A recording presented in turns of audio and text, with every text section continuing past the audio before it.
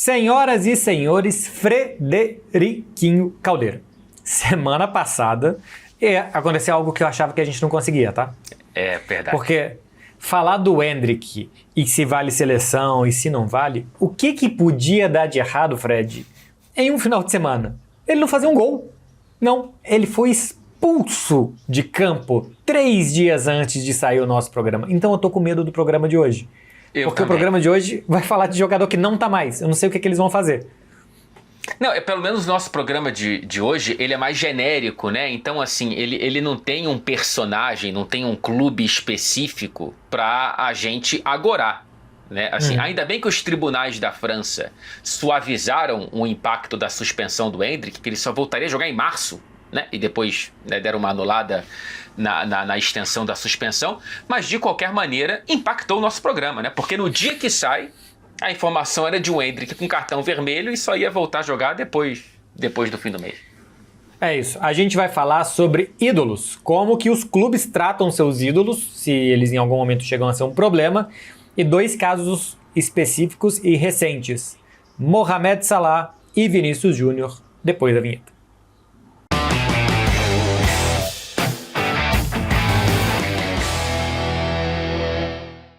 Frederiquinho, é uma temporada de 2 grandes jogadores icônicos para os seus times. O Vinícius Júnior fez 2 gols em finais de Champions para o Real Madrid, entre outras coisas.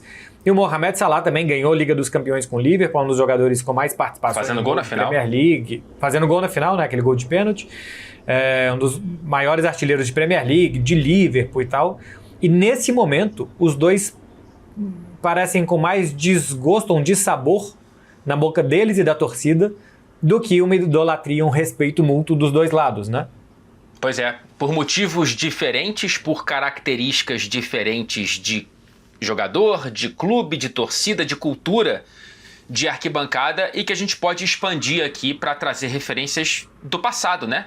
De como cada um dos exemplos que a gente conseguiu lembrar aqui e pesquisar tratou certos casos, porque, cara, existe aquela... É um calo que vai apertar no coração de todo torcedor, vai ter uma história para contar, né? De algum ídolo, de algum grande jogador que em algum momento houve um atrito, ou por queda de rendimento individual, ou por queda de rendimento coletiva concentrada na cobrança do principal jogador, ou porque aquele jogador preferiu uma outra oferta que feriu o coração da torcida, ou o clube não quis renovar contrato porque, né, ia desequilibrar o vestiário. Enfim, é uma relação muito, muito tênue, né, cara? Assim, como que a idolatria, ela consegue ser preservada em tempos de cólera, em tempos de o relógio cada vez mais acelerado e o ídolo de ontem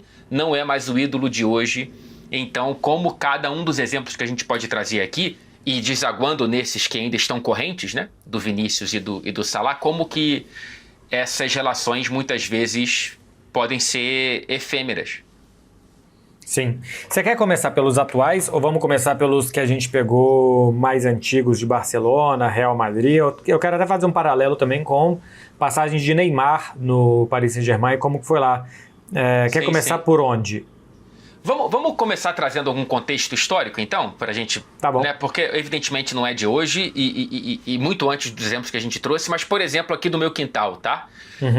O Alex Ferguson, né, 27 anos à frente do Manchester United, conquistou um número absurdo de títulos da Premier League, 2 títulos da Liga dos Campeões, e um dos grandes trunfos da gestão quase de 3 décadas do Ferguson por aqui foi saber trocar gerações, foi saber o tempo de longevidade e de duração de cada parte desse trabalho que vai virando uma coxa de retalhos, mas que teve atritos com nomes muito marcantes, tá? Muito marcantes. O David Beckham, ele sai do Manchester United depois de uma briga no vestiário que acabou sobrando uma pancada. O Ferguson arremessou, se eu não me engano, uma chuteira que acabou batendo na mesa e abriu o supercílio do David Beckham. Ele ficou no banco de reservas naquele delicioso 4-3 em Old Trafford entre Manchester United e Real Madrid.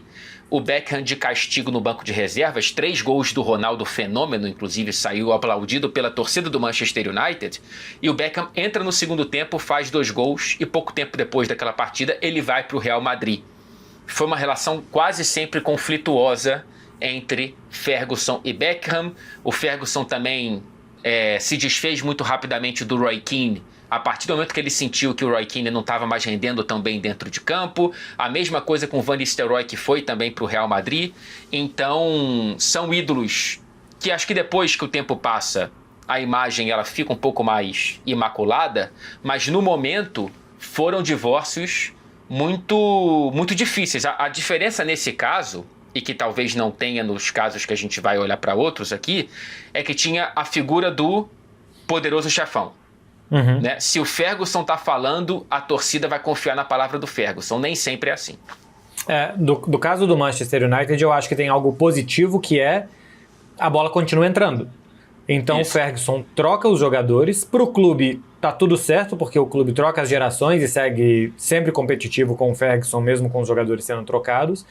Mas para a relação entre jogador e clube gera esse arranhão inicial, né? O Beckham sai arranhado do Manchester United para o Real Madrid. Acho que outros jogadores tiveram e acho que outros jogadores tiveram o mesmo destino. Então, para a idolatria e para como que você trata o seu ídolo, como que você trata ele com o máximo de respeito e carinho possível na hora dele sair, não seja o ideal. Mas para a frieza do clube, dos resultados, talvez o que o Ferguson fazia era dar um remédio muito amargo, mas necessário para que o Manchester United não caísse em depender da gratidão do clube pelo jogador, né? Que é algo, por exemplo, que eu acho que o Real Madrid fez bem nos últimos tempos também. Sim. Com Cristiano Ronaldo, com Casemiro, com Marcelo, com Sérgio Ramos, em situações diferentes. O Cristiano sai chateado do Real Madrid, mas ele não sai porque ele é colocado da porta para fora. Ele sai, o Real Madrid ganha aquela Champions de 2018 em Kiev. No campo, o Cristiano Ronaldo fala que foi lindo jogar pelo Real Madrid. Puxa um pouco os holofotes para ele também, né? Fica todo mundo vendo um divórcio numa festa de casamento. Então, é esquisitíssimo o que está acontecendo ali. Mas foi uma relação que não durou muito tempo de desgaste. Não teve um super desgaste antes. Tinha algum rumor de que o Cristiano não estava satisfeito. Ele nunca ficava satisfeito com suas renovações de contrato, porque ele sempre olhava para os contratos do Messi. O Messi nunca ficava satisfeito com suas renovações, porque ele sempre olhava para o contrato do Cristiano. À medida que um ia renovando, o outro depois ia lá e pedia mais no seu clube. Mas gerou esse último capítulo, e que depois eu acho que rapidamente foi apaziguado. O Sérgio Ramos, a mesma coisa. O Sérgio Ramos queria em 2021 2 anos de contrato. O Real Madrid ofereceu 1 ano, e como era pandemia, com redução salarial. Inicialmente ele não aceitou. Quando ele quis aceitar esse 1 ano, o Real Madrid falou, já não tem mais a proposta, ela já expirou, e o Sérgio Ramos saiu para o Paris Saint-Germain. E Marcelo e Casemiro saíram porque quiseram. O Marcelo já jogou a última temporada como reserva, já era um papel bem secundário, o Mendy era o lateral esquerdo titular, e o Casemiro simplesmente quis ir viver uma outra experiência no Manchester United. Mas o Real Madrid, depois de uma certa idade, renova só por 1 ano. Se o jogador não está dando rendimento e tal, esse jogador fica no banco de reservas, como foi o Marcelo, e que os jogadores são substituíveis. Então, acho que o Real Madrid... O próprio Modric agora, né? Como saiu. Então, eu acho que o Real Madrid administrou bem as trocas. Inclusive, saiu o Cristiano Ronaldo, saiu o Sérgio Ramos, e ainda assim o Real Madrid ganhou 2 Champions depois sem eles, né? Sem o Marcelo, sem o Casemiro, não, eles estão na Champions ainda de 2022. Sem eles estão em Paris. O Madrid ganha de 24. Isso. O Casemiro titular, o Marcelo não. Mas tem algo racional do Real Madrid de fazer, e que não arranhou os ídolos, que eu acho que o Manchester United não conseguiu. E você olha, por exemplo, para o Barcelona, por muito tempo colheu os frutos podres de ter renovado por gratidão por valores irreais e absurdos, né? O Barcelona foi praticamente o oposto do Real Madrid. Não conseguiu, num momento saudável para o fim da relação, e foi fazendo o que quem nunca, né? Foi empurrando com a barriga, e quando viu, ficou muito pior do que quando poderia ter sido, né, encerrado com algum grau de civilidade. Eu acho que o do Barcelona gerou o impacto econômico. Porque no Pois final é. das contas, os jogadores até saíram ok do clube. O Jordi Alba, o Busquets, o Piqué, eles saíram homenageados pelo clube, entenderam que o ciclo ali tinha acabado. O Suárez eu acho que não sai bem, o Suárez sai no meio da pandemia, depois do 8-2 ele é escolhido meio que como o vilão daquele time que não conseguia mais ter intensidade e tal, e ele sai, e ainda teve a questão do Messi, que aí foi o contrário, né? Foi o clube que não tratou bem ele, não ele que teve um problema com o clube. A rebeldia do Messi em 2020, todo mundo ficou do lado do Messi, não da diretoria, com o que aconteceu ali. Mas você sabe o que o Barcelona teve estourando nos anos 2020, os problemas econômicos, que começam, na minha visão, com a forma com que o clube administrou a chegada do Neymar. Porque o Neymar chega do Santos, em um clube que os jogadores tinham ganhado 2 Champions, dominavam o futebol espanhol, que muitos deles tinham sido campeões do mundo, e o Neymar chega com um dos maiores salários. Isso faz com que os jogadores do Barcelona... Desequilibra a folha. Isso faz com que os jogadores do Barcelona falem, epa, aqui ganhamos tudo e esse cara chega do Brasil ganhando mais que a gente. Então o Barcelona começa a equiparar salários. A ponto de que os jogadores começam a pedir nas suas renovações o que ganhavam os jogadores em outros clubes. Pô, esse lateral esquerdo tem o melhor contrato do mundo, o melhor lateral esquerdo do mundo sou eu, então quero ganhar igual a ele. Esse volante, esse zagueiro. E aí vai inflacionando demais a folha de pagamentos.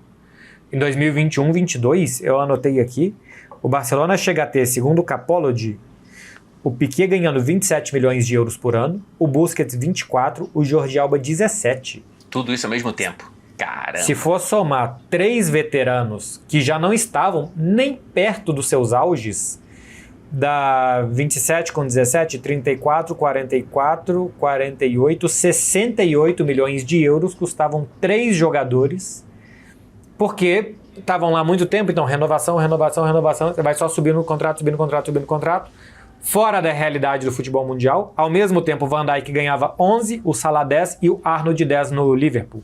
Esses 3 somados custavam 31, e os 3 somados do Barcelona, eu peguei esses 3 porque eram 3 pilares do Liverpool, né? Arnold, Van Dijk e Salah, somavam 31, e os 3 veteranos do Barcelona 68, mais do que o dobro. Então, e isso deságua na saída do Messi, né? No fim das contas. Deságua na saída do Messi. O Messi sai em 2021 por falta de fair play. O Messi aceita ganhar metade do que ele ganhava. Só que todos os salários eram tão altos que o clube estava absolutamente estrangulado. Quando vem a pandemia, o Barcelona perde metade das suas receitas, mas continua com o total das suas despesas.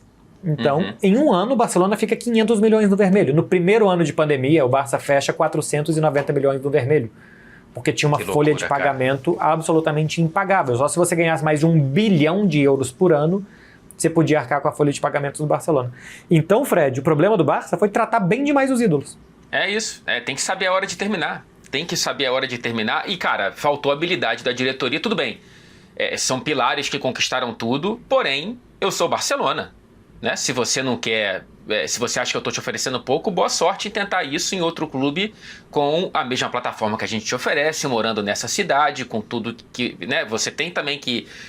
não é qualquer clube. E trazendo outro exemplo daqui, o Manchester City soube fazer isso muito bem também. Olha para essa temporada, pode ser que ela não termine em nada muito grande, Premier League ou Liga dos Campeões, algum troféu desses, mas é a versão 3... preparando-se para ser a versão 3 por muito tempo do Manchester City. Outro dia o Guardiola colocou os 11 titulares mais jovens da história do Manchester City na Liga dos Campeões, porque tem Haaland, muito jovem, trouxe o Guerri, que é outro jovem, o Semenyo, o Cherki, que tem 22 anos de idade, e aí você junta isso com Foden, etc., cara, é um elenco que está pronto aí para ficar uns 3, 4 anos juntos com trocas cosméticas, se eles derem certo. Por quê? Lá atrás, não foi tão simples assim um ou outro, foi trocando pilares quando percebeu que já não estavam rendendo a mesma coisa. O De Bruyne saiu chateado na temporada passada. O De Bruyne queria ter ficado. O De Bruyne não recebeu nem uma oferta de renovação. Não foi, olha, por favor, você pode cortar o salário pela metade? Foi não, por favor, procure outro clube. E ele sai um pouco chateado. Eu tô falando do De Bruyne, tá? O Ederson sai também meio empurrado, depois de quase ir para a Arábia, o Guardiola convenceu ele a ficar, ficou mais 1 ou 2 temporadas, e aí pintou o Donnarumma, trouxe o Donnarumma. O Agüero mais lá atrás, o próprio Grealish, que sai também dando no fim das contas, transferência que custou e transferência que saiu, né? É um déficit muito grande. Pelo menos ele fez parte do time titular da Tríplice Coroa. Mas o Agüero é um cara que, para muita gente, é o maior ídolo da história do Manchester City. E teve um choque de cabeça ali com o Pep Guardiola, Gabriel Jesus vindo, o Agüero ficando no banco, o Agüero diminuindo muito como é que eu posso dizer? O protagonismo dele no Manchester City, até que ele sai meio a contragosto, consegue isso antes da questão do coração, né? Que foi só descobrir em Barcelona. O Davi Silva, né? O Davi Silva também depois foi para o futebol espanhol. Então, aqui foi mais ou menos, dentro, né, dos parâmetros possíveis de comparação, um pouco Real Madrid. Foi, olha, a gente vai tratando bem, né? Tem estátua para o Davi Silva, tem estátua para o Agüero. Daqui a pouco pode ter uma pro De Bruyne quando ele se aposentar. Mas foi quando o clube decidiu e não foi deixando a relação desgastar, como a gente está vendo um pouquinho acontecer com o Salah, e daqui a pouco a gente chega nisso. Pois eu só queria passar antes pelo Atlético de Madrid e como alguns jogadores que saíram do Atlético, porque eu acho que o Atlético não é destino final para muitos jogadores. O Courtois passou pelo Atlético de Madrid, foi para o Chelsea, depois para o Real Madrid. O Griezmann foi e voltou. Né? Foi para o Barcelona, depois acabou voltando. Só voltou porque não deu certo no Barcelona, né? Porque não deu certo, né? Não se sentiu feliz. O time, ele chegou exatamente no meio dessa bagunça que o Barcelona vivia em 2020. E o Atlético de Madrid, a torcida lida muito mal com essas saídas e depois quando os jogadores voltam ali como adversários. Por quê? Porque o Atlético de Madrid tem a grande ideia de fazer homenagem para os caras enquanto eles estão nos clubes. Eles estão no clube. Eles fazem aquelas placas no chão de jogadores que acham que tem mais de 200 jogos, de 150 jogos pelo Atlético de Madrid, ganham uma placa ali. Pô, depois o cara vai jogar no Real Madrid, depois o cara vai jogar no Barcelona, ali vira um festival de urina, Fred. Urina. Secreção humana que o pessoal joga ali para tentar sujar o máximo que eles podem, literalmente, o nome de um jogador. Então, tem isso das homenagens que se faz, né? Você está falando de talvez daqui a pouco uma homenagem para o De Bruyne. Eu sou completamente a favor quando o jogador para. Isso. Antes, você trata com todo respeito. E depois que para, você faz todas as homenagens possíveis. É que possíveis. Nem comprar camisa com nome. Espero o cara parar para ir depois eu colocar a camisa dele, o nome dele na camisa do meu time. Porque eu comprei outro dia uma camisa. Eu comprei uma camisa outro dia, eu não coloquei nem o meu. Mas exatamente, você vai saber como é que você acorda amanhã.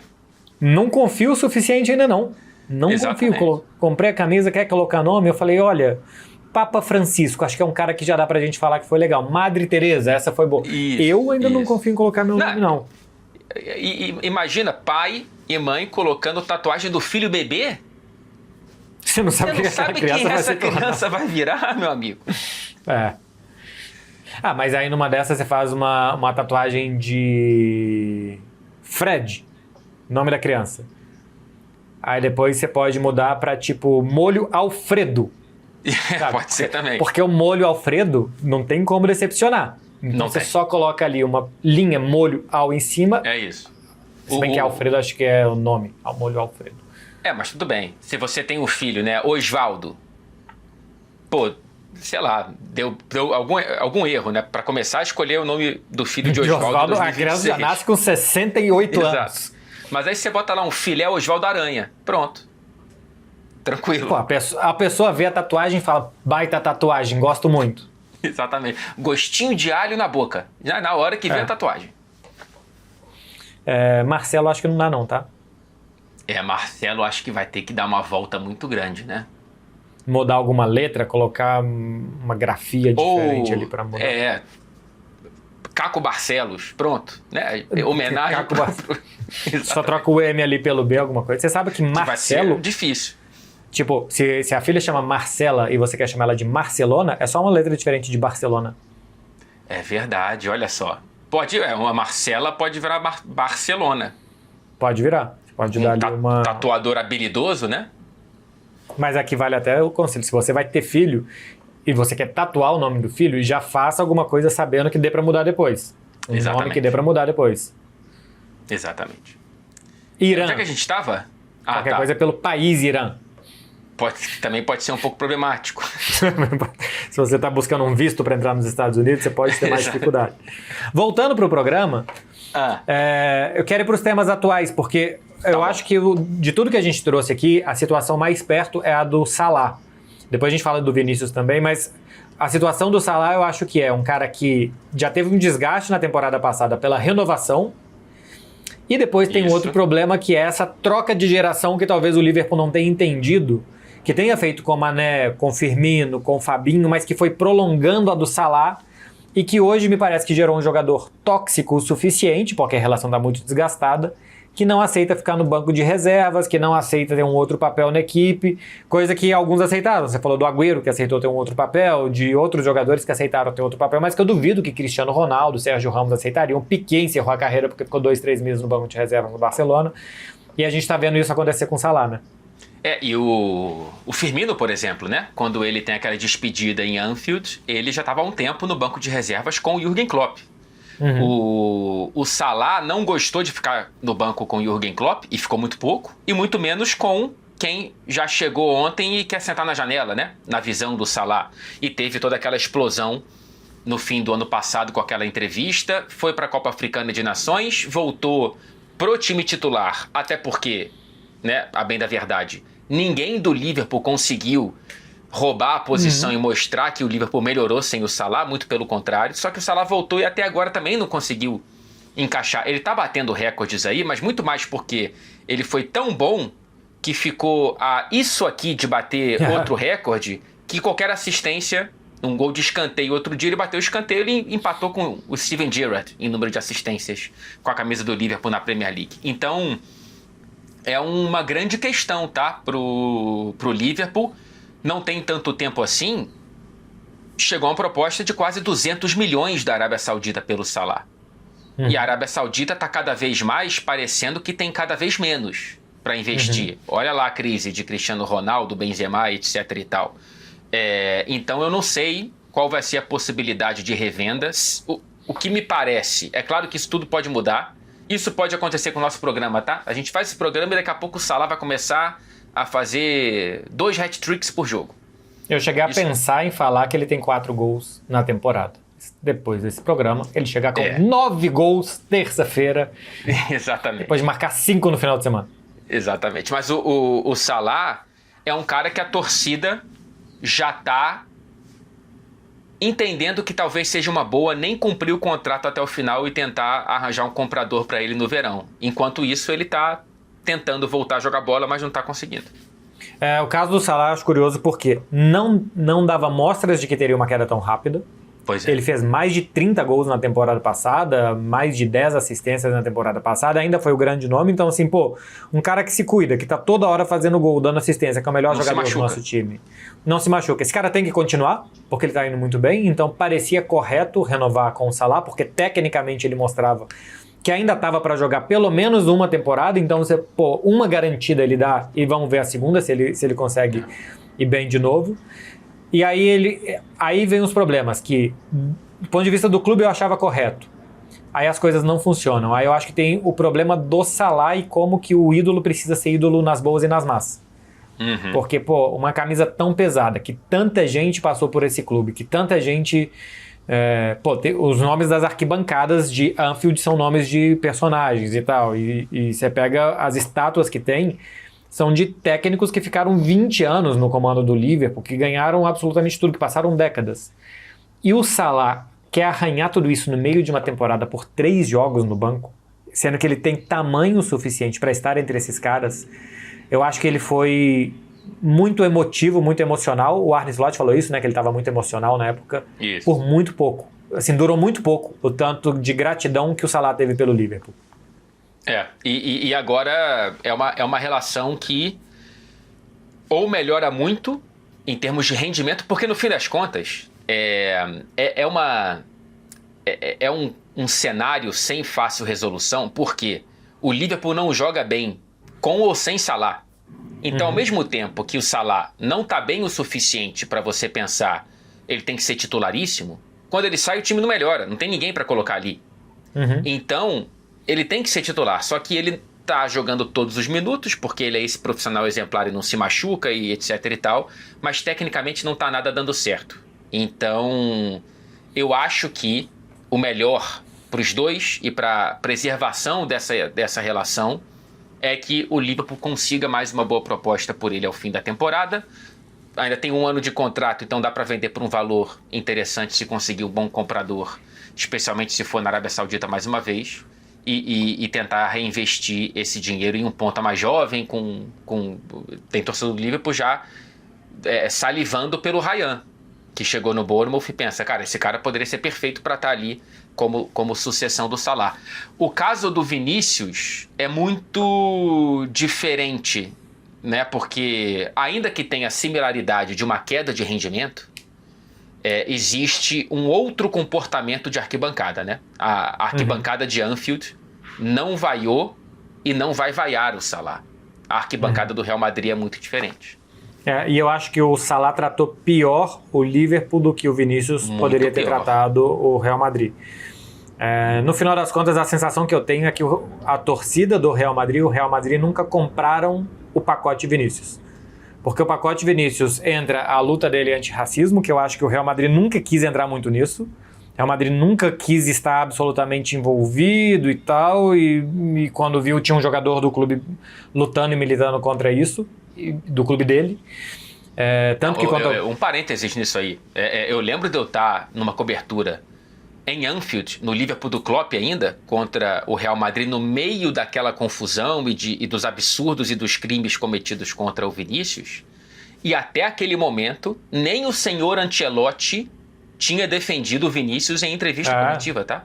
O primeiro a falar alguma coisa para defender o Vinícius foi o Klopp, numa pergunta que eu fiz para tentar provocá-lo para ele sair em defesa do Vinícius. Porque o Real Madrid, nem Florentino, nem Ancelotti, nem o capitão do Real Madrid da época tinha dado qualquer proteção pública para o Vinícius. E a questão racial, ela pega a primeira vez muito pesado, embora já tivesse cânticos Espanha fora, quando o Real Madrid ia jogar contra o Atlético de Madrid. Isso. E aí teve uma entrevista com o Koke. O Koke, eu acho que ele não foi tão culpado assim. Ele falou, se o cara... Era coisa da dancinha. Não era racial, era coisa da dancinha. Se o cara dançar aqui, vai pegar mal, porque na frente da nossa torcida a gente exige respeito, a gente respeita, mas exige respeito. E aí teve o Chiringuito, que um dos participantes disse que ele vai fazer macaquice no Sambódromo. Cara, e aí estourou. E aí isso estourou, e o Real Madrid demorou mais de 24 horas para fazer uma nota oficial, simplesmente, se colocando indignado ou contrário àquela situação. Então o Real Madrid acho que nunca comprou. E fora o pacote luta racial, existe o pacote de em todo estádio que vai o Vinícius é provocado e provoca, e manda adversário faz gesto de segunda divisão. Isso gera um ambiente muito hostil para o Real Madrid. E a gente já viu vários jogadores do Real Madrid falando, a gente não pode jogar assim, é ruim pro clube, é ruim pra gente. Então eu tenho a sensação de que nem jogadores, nem diretoria, nem torcida compraram tudo que vem envolvido com o Vinícius Júnior, inclusive o bom futebol. Então bastou ele jogar mal por algum tempo, e a polêmica com o Xabi Alonso, para todo mundo se voltar contra ele. Então a sensação que eu tenho é que ele é um ídolo conveniente pro Real Madrid, porque ele joga muito bem, mas que de resto eles não compram, entendeu? E são vaias generalizadas, alguém vai lembrar aqui, mas elas são concentradas em personagens específicos, né? Vinícius, Bellingham, mas o Vinícius principalmente, até pela questão do contrato, se eu não me engano, né? Porque até agora não há renovação de contrato, é essa temporada e mais uma, ou seja, a última grande janela para ganhar dinheiro com o Vinícius é ao fim dessa temporada, e também acho que há um perfil do Real Madrid de ficar, peraí, né? Você não quer renovar com a gente, então, por favor, como é que é? A porta da rua é a serventia da casa, é isso? Pode ser, a porta da serventia é a casa da rua. Isso, exatamente.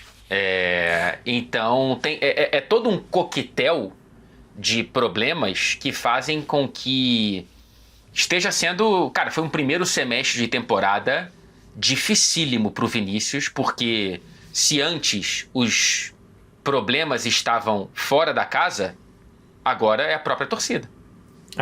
E outra coisa é que o Real Madrid encontrou muito rapidamente um outro ídolo, que é o Mbappé, né? achou um cara para fazer os gols, para ganhar os jogos e tal, então esse daqui pareceu muito substituível rapidamente. Pô, a gente não precisa de tantos problemas assim se tem um outro cara dando as soluções. É assim que o Real Madrid se relaciona com os ídolos, você acha, em geral? Eu acho que sim. Alguns não, por exemplo, o Juanito nos anos 80 é o grande ídolo camisa 7 do Real Madrid, porque era um período talvez um pouco mais de baixa e que ele ganhava muitos jogos de virada e que virou essa coisa do espírito. O Raul Gonçalves ainda tem também, um garoto da casa, não sei o quê, que acho que tem toda aquela aura em torno do que ele foi e representou para o Real Madrid nos anos 90. Mas no geral, se o cara é substituído por alguém à altura rapidamente, eu acho que ele é esquecido. Deixado de lado, colocado um pouco para fora também, porque talvez tenham sido tantos grandes jogadores que passaram por ali que não tem muito espaço para sentimentalismo. Pois é, cara. Um ponto que eu penso é... Cara, o Vinícius é o autor de 2 gols de 2 Champions do Real Madrid. Isso aí, em qualquer outro clube, seria uma grande fatia do número de Champions. Quer dizer, em poucos clubes. Vamos lá, o segundo maior campeão é o Bayern de Munique com 7. Acho que é o Milan com... É o Milan. O Milan tem 7, acho que o Bayern tem 6, Liverpool 6. Isso, então, o Milan com 7. Se o Vinícius faz o que fez pelo Real Madrid pro Milan, ele tem uma fatia muito maior do que o Milan conquistou. Se ele faz por outros clubes com menos Champions, ele vira uma estátua, né? Pro Real Madrid, por mais que seja algo muito relevante, eu tenho minhas dúvidas se a relação é de idolatria. Não é automático. Ele faz gol em final de Champions, ele conquista a Champions, ele vira ídolo. O clube tem 15. Né? Além do que, ele ganha essas 2 Champions depois de um período que o Real Madrid tinha ganhado 3. Exato, então, diluída, né? Nem o ineditismo e a urgência tem. Por exemplo, quando ganha 13 e 14, o gol do Sérgio Ramos é um dos gols mais importantes da história do Real Madrid. Por quê? Porque não ganhava desde 2002. Passou 12 anos sem ganhar. Então, quando volta a ganhar, o Sérgio Ramos tem todo esse tamanho no Real Madrid, merecido, mas também pela urgência da coisa. Quando o Real Madrid ganha em 22 e em 24, com os gols do Vinícius na final, e acho que 24 ele é o grande personagem, né? Porque 22 acho que ainda é o Benzema, o grande personagem, mas o Vinícius jogou muito bem ali, ele era mais coadjuvante. A torcida já estava um pouco de barriga cheia. É o que a gente conta da história de ver o Real Madrid ganhar Champions e torcedor no estádio bater palma sem levantar da cadeira. Cara, em Kiev foi impressionante. Virou um costume tão grande empilhar Champions que o fato do jogador chegar lá e fazer ganhar não conta mais tanto como se fosse a do Raul em 98. Pois é. Então, eu também acho que pode colocar-se em xeque se há uma relação de idolatria mesmo do Vinícius com a torcida do Real Madrid, porque o cara vai olhar para Modric, vai olhar para Casemiro, vai olhar para Marcelo, vai olhar para Cristiano Ronaldo, vai olhar para Benzema. Então, fica diluído mesmo em meio a tanto sucesso. Então, a frase 2 gols em finais de 2 Champions, ela é muito, muito forte. Não estou tirando nada do Vinícius. É que dentro do contexto Real Madrid, isso talvez não signifique tanto quanto a gente pense nessa frase sem esse contexto.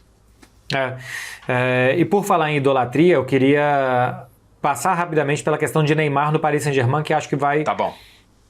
Que não tem a ver, mas talvez tenha, que é a artificialidade do ídolo. Porque é isso, o ídolo é o que chega, conquista, e que a torcida está carente, ele entrega alguma coisa que está faltando para a torcida. A Champions de 2014 para o Real Madrid, a de 98, a importância que tem, talvez a que tenha de 2024, o peso que isso vai ter depois na cabeça do torcedor e no imaginário. E o artificial, que ainda é o Paris Saint-Germain, mas que era, vamos contratar jogadores ídolos de outras torcidas porque eles vão carregar a idolatria que eles trazem do fã do futebol com eles para cá. E o Neymar chega e ele não consegue ser de forma natural o ídolo no Paris Saint-Germain em nenhum momento, porque essa relação do Paris Saint-Germain com seus ídolos ela é formada a partir do nada, né? A partir da fama, do Ibrahimovic, do Beckham, do Neymar, do Mbappé, do Messi, do Sérgio Ramos.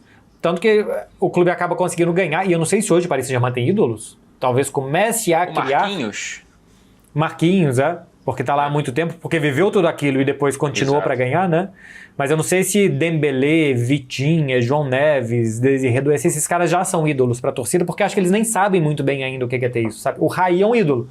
Foi lá nos anos 90 e tal, até hoje a gente vai em Paris, a gente ouve falar do Raí, ele é muito bem recebido no estádio. mas dessa época rica, artificial e de papel do Paris Saint-Germain, talvez os campeões de agora, que duraram, tipo o Marquinhos dessa época, sejam os mais reconhecidos, né? O caso do Paris é bem único, porque além de ter a artificialidade da injeção de dinheiro, você poderia muito bem falar por que o Chelsea não é assim, por que o Manchester City não é assim. Porque eles estão em um ecossistema em que há tantos outros com tanto quanto eles, que as vitórias caseiras são grandes. Então, cara, o PSG foi campeão nacional vaiado pela própria torcida dentro de casa, com Messi e Neymar em campo. Né? Assim, não houve ali foi uma relação de barriga de aluguel para a Copa do Mundo. E a torcida do PSG sacou. E não gostou. Então, o PSG é uma ilha dentro da própria Liga Francesa que o que acontece ali dentro pouco significa.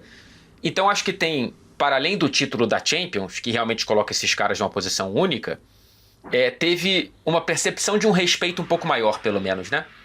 Coisa que o Neymar poucas vezes demonstrou, o Messi também não demonstrou. Então, ficou algo muito mais artificial do que a artificialidade média do PSG. Mas eu penso mesmo, sim, que sei lá, para muita gente o Raí seja um ídolo maior do que muitos desses campeões da Champions agora, inclusive.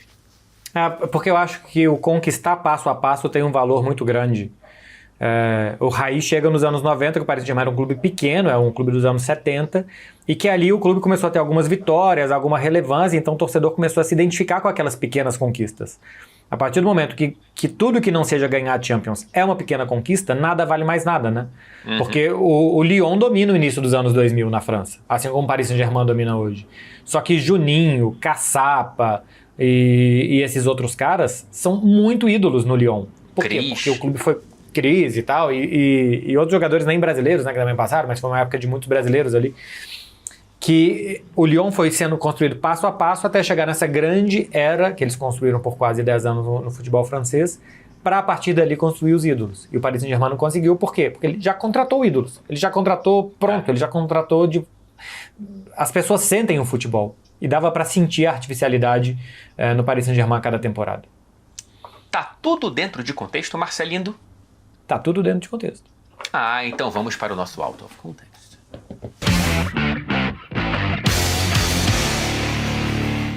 Frederico Caldeira, o Out of Context nosso vai ser trazer um pouco para o nosso quintal brasileiro e começando por... Que alegria. Às vezes ter ídolo demais é um problema.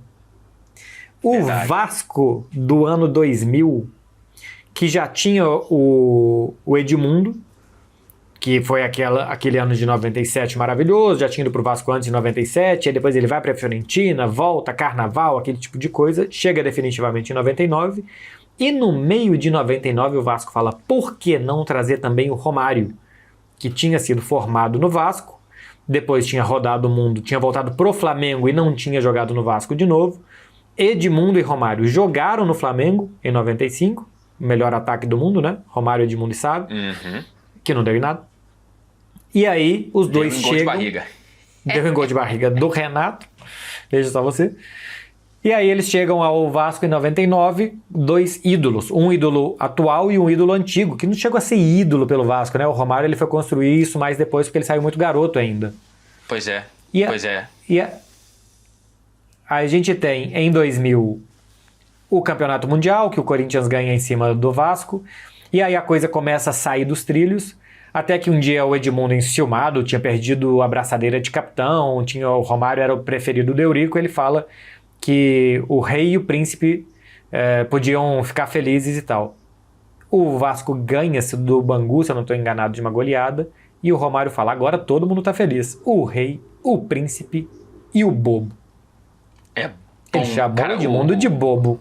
O Romário, ele tem o dom da palavra, né? Para além do dom do futebol, as aspas que o Romário já distribuiu por aí... E, cara, isso aí tudo bem que eu imagino que ele tenha pensado nisso antes. Mas se foi de bate-pronto, fica melhor ainda, porque é saída de campo, né? 300 repórteres ali e tal, ele mete essa. Eu lembro de ver uma entrevista, acho que do Pedrinho, cara. O Pedrinho, ele falando da época desse Vasco, de como era impossível treinar. Porque no treino... Se você escolhesse passar a bola pro Romário e não pro Edmundo, era esporro do Edmundo. E o contrário era esporro do Romário. Então treinar já era difícil naquela panela de pressão. É muito galo para pouco galinheiro, Marcelo Beck. Essa foi uma frase que o Cruyff disse quando o Neymar chegou em Barcelona, né? Ele falou isso? Quando o Neymar chega em Barcelona, ele fala um galinheiro é pequeno demais para 2 galos. Aí. E o Cruyff sabia de alguma coisa. E acabou dando certo. Mas essa... no Flamengo foi diferente, né? Não teve tanto problema entre os dois, se eu não estou enganado. Inclusive, os dois estiveram juntos numa pancadaria. Um protegendo o outro, né? Contra o Vélez Sarsfield na Libertadores. Contra o Libertadores. Vélez na Libertadores. Na Supercopa. Foi Supercopa? Mas tivemos, além do gol de barriga, como uma grande marca daquela passagem do melhor, pior ataque do mundo, aquele maravilhoso rap dos Bad Boys, né? O rap dos Bad Boys é muito bom.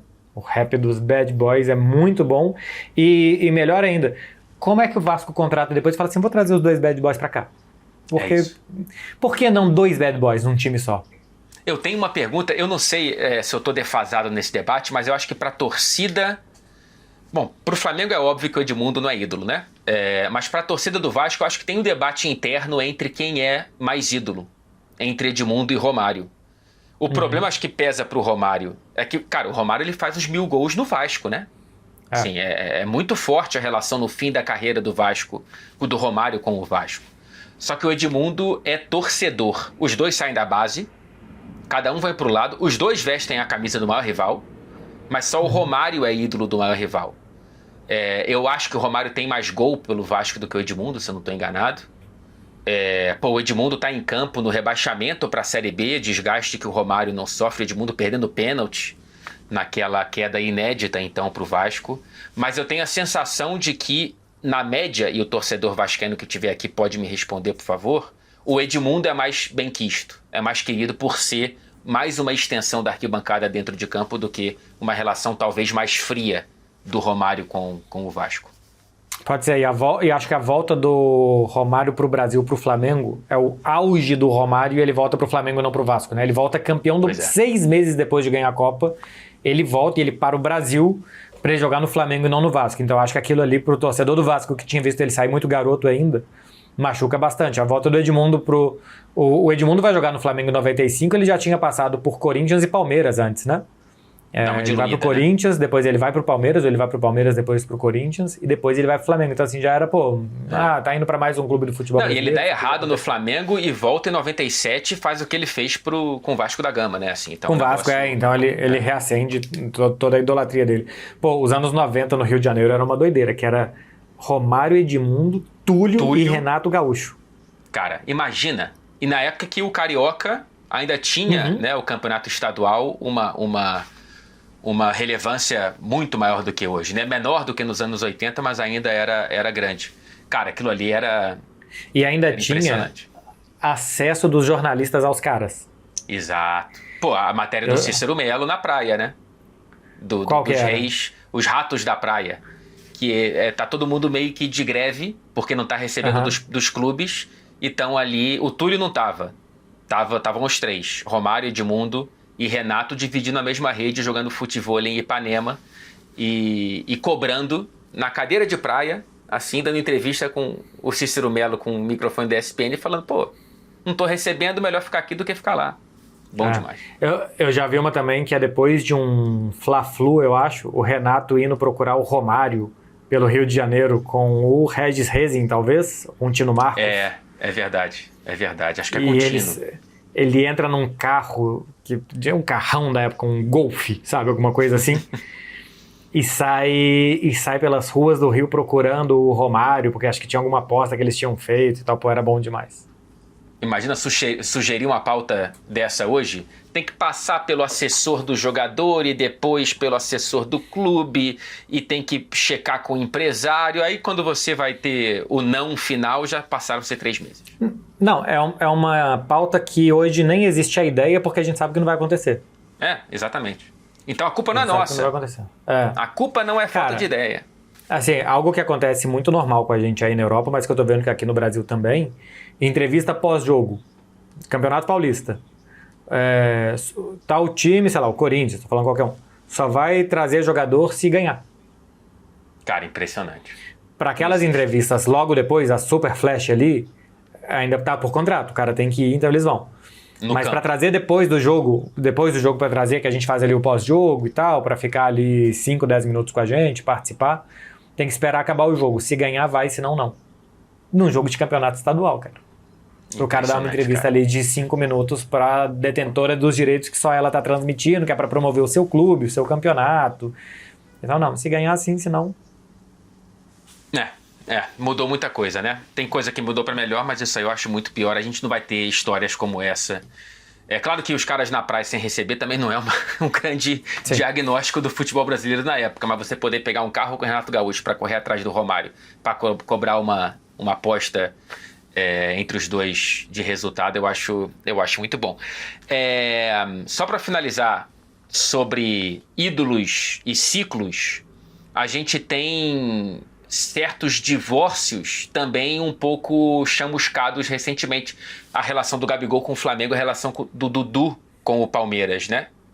Sim. São relações com diretoria, mais do que clube, mas ainda assim foram saídas que ficaram um pouco castigadas. Acho que nos dois casos, os jogadores que perderam espaço, o Dudu foi por conta de lesão, e que depois não conseguiu voltar a jogar no mesmo nível do Palmeiras, mas que perderam espaço... Os clubes não quiseram renovar porque eles já tinham um salário altíssimo. E aí você ia cair naquela, né? Pô, renovo só porque é ídolo, por tudo que ele fez, mas olha o que esse cara tá jogando, que já não dá mais com esse salário aqui. E nenhum dos dois aceitou isso muito bem, né? Gabigol saiu do Flamengo mal, ficou chateado com a saída dele. Eu também acho que esse arranhão passa. Embora quando o Flamengo começa a ganhar de novo sem o Gabigol, vá substituindo quem que é o grande ídolo, né? Daqui a pouco a Arrascaeta passa a ser considerado mais do que ele e tal. E o Dudu sai com... acho que pra muito torcedor do Flamengo, idolatria é uma coisa muito individual, né? Claro. Então, os 2 gols do Gabigol lá foram o primeiro, né? O primeiro título da Libertadores desde 81. É meio Real Madrid, um pouquinho mal, né? Assim, dentro da realidade brasileira, vai diluindo-se a importância de um título da Libertadores, veja só. Mas eu acho que o Palmeiras fez pior. Porque personifica na presidente e no jogador, e eu acho que isso não pode afetar o clube. E o VTNC do Dudu é uma barbaridade. É uma barbaridade de absurdo e de bom. Assim, o dissimular, o jogar a mão e esconder a pedra do Dudu é muito ridículo. É muito bom, ridículo, cara. Vim trabalhar no Cruzeiro. Cara, é uma cara que jogador que fala que foi trabalhar, pô? Cara, eu quero muito entender a reunião de pauta. Cara, como é que a gente vai sair dessa, hein? Deixa eu pensar aqui. VTNC. Pô, perfeito, foi pro Cruzeiro, pronto. Vim trabalhar no Cruzeiro. Pô, Agora, o Palmeiras acho que fez muito mal, porque o Palmeiras deu uma apagada, segundo me contaram, porque eu não fui. Então, segundo me contaram, o Palmeiras deu uma apagada em tudo que tinha o Dudu nos corredores, assim, de coisa que tava pintada, plotada e tal. Então, pô, se apagar a foto de time campeão porque o Dudu tá nele, acho que é muito ruim. Não pode. Sabe, você não pode apagar o que o cara fez. Outra coisa é que ele tenha saído mal. Aí é ruim pra ele, é ruim pra Leila, que deixaram chegar nesse impasse. Pô, ele não tá no Corinthians, sabe? Ele não tá no Corinthians. E pro clube, ele deu muita coisa pro clube, pô. Então você não pode apagar ele da história do clube, sabe? Como se ele tivesse traído o clube porque ele se deu mal com a presidente no final. Pois é. Eu vi outro dia o Rodrigo Fragoso falando que pra ele o Dudu é mais importante enquanto referência, enquanto ídolo, do que o Rafael Veiga, por exemplo. Né? É um debate entre 2 gigantes da história recente do Palmeiras. O segundo saiu muito bem. Mas ainda assim a relação com o Dudu tá mantida pro torcedor. E se a diretoria tenta levar os problemas de uma pessoa para os corredores do clube, eu acho de uma falta de tato tremenda. Embora tenha torcedor do Palmeiras que acha que o Veiga não deveria ter saído. Um outro papo, uma outra pauta, mas aí eu acho que entra no problema que o Barcelona caiu, que talvez o Liverpool tenha caído com o Salah, que esse cara é tão ídolo que ele não vai sair nunca. Pô, então ele não tá jogando bem já há alguns anos, não tá jogando bem há algum tempo, você vai manter o cara aqui só porque ele jogou bem algum dia, pô... Faz todas as homenagens, acho que o Palmeiras fez muito pouco pra ele e pro Everton, fez um vídeo, levou o Everton um dia pra Arena Barueri, porque tá jogando lá pra mostrar os troféus, acho muito pouco. Faz todas as homenagens possíveis e quando encerrar a carreira, se for o caso, estátua e tal. Mas acho que faltou uma despedida maior, assim, com mais gente e tal, para esses dois que saíram recentemente. Frederico Caldeira, resumo.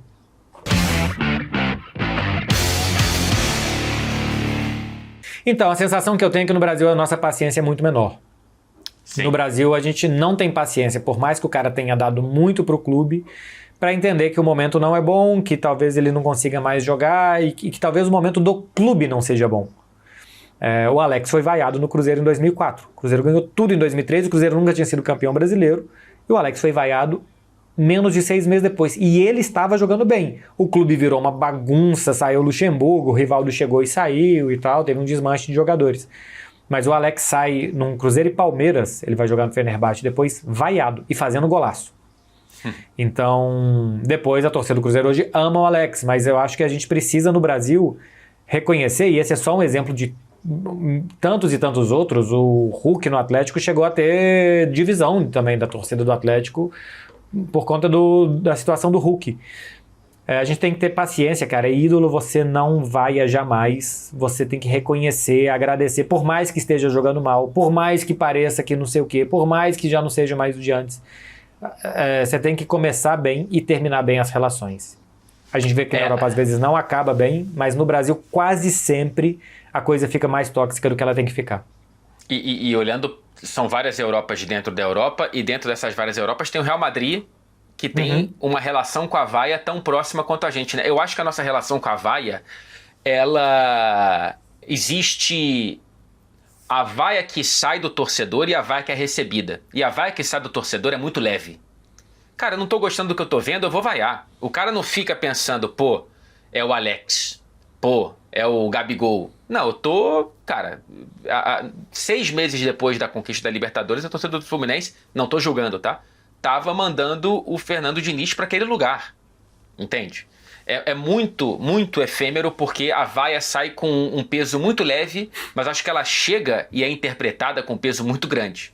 É tipo, cara, a galera tá vaiando um ídolo. Diga. A torcida do Fluminense mandou o Fernando Diniz ir trabalhar no Cruzeiro, ele foi.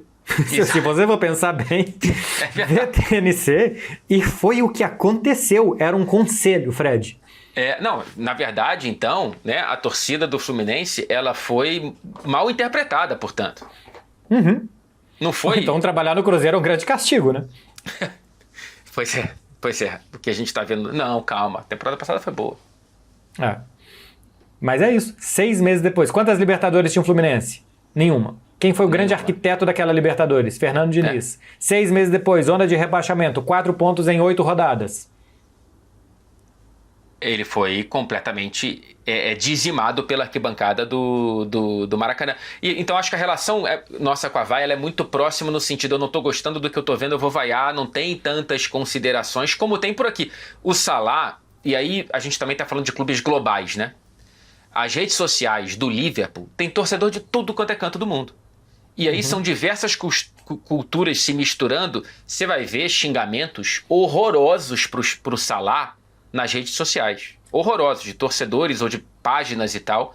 Na arquibancada de Anfield não vai ter um pio contra o Salah. Então também tem esse distanciamento de clubes globais, de diferentes percepções que nas redes sociais vira um fuzuê, mas na hora do estádio, da arquibancada, você vai ter um respeito muito maior. No Real Madrid é outra coisa, em cada clube tem a própria cultura, mas acho que no futebol brasileiro, em geral, o ídolo, depois que passa o tempo, eu acho que fica preservado, né? Tem vários ídolos do passado que passaram por outros clubes, né? Vários, o Gerson é ídolo tanto do Fluminense quanto do Botafogo. O Gerson Canhotinha de Ouro. Sim, Rivelino. Né? O Rivelino, ídolo do Corinthians, ídolo do Fluminense. Outra época, né? Mas enquanto o ídolo está na ativa e não está bem, daqui a pouco o Ganso pode ser vaiado no Fluminense, sabe? Para dar o exemplo da arquibancada que eu conheço mais. Tem vários outros exemplos aí que você pode pensar e eu não estou pensando aqui. Frederico Caldeira, com esses argumentos finais, a gente encerra o programa de hoje. Queria pedir pro pessoal deixar nos comentários os seus ídolos e como que você já tratou ele mal de alguma forma. Você já tratou mal algum ídolo que depois você se arrependeu? Rapaz, eu acho Eu me arrependi. Quer dizer, eu acho que eu tinha razão, mas eu fui muito duro com o Conca.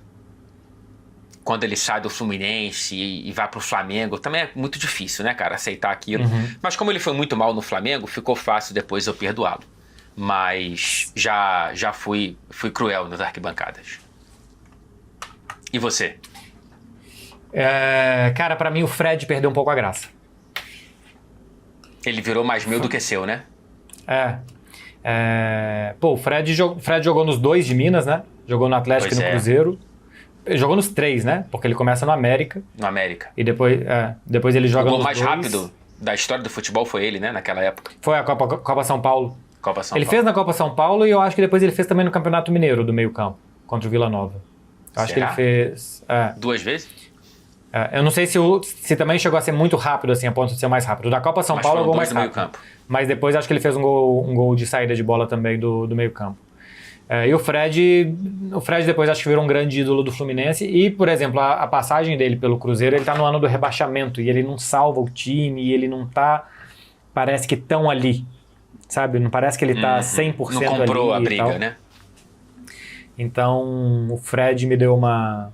Não fiz nada, né? Não fiz absolutamente nada.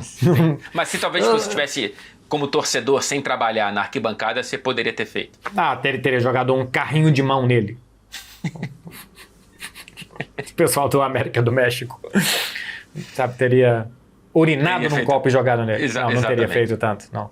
Mas acho que é muito ruim pro ídolo que, uma coisa verbal, física e tal, é muito chato. Mas quando o ídolo perde o seu fã, também deve ser um pouco... Pior. Eu duvido que o Fred vai ver um dia esse vídeo e fala, putz, o Marcelo já não é mais a mesma coisa dos anos 2005. Fred, acho que não, amo, tá? Eu tenho muito respeito por você, Frederico. Mas eu amo você, Frederiquinho Caldeira. Marcelinho do Beckler, eu também. E amo quem estiver aqui deixando o like e comentando o que a gente pediu principalmente. Toda terça-feira, 11 horas da manhã. Parabéns, Vinícius Júnior. Parabéns, Mohamed Salah. Serão finalistas da Liga dos Campeões jogando pra caramba daqui adiante. Exatamente. Beijo, Fred. Até semana que vem. Até semana que vem. Tchau, gente.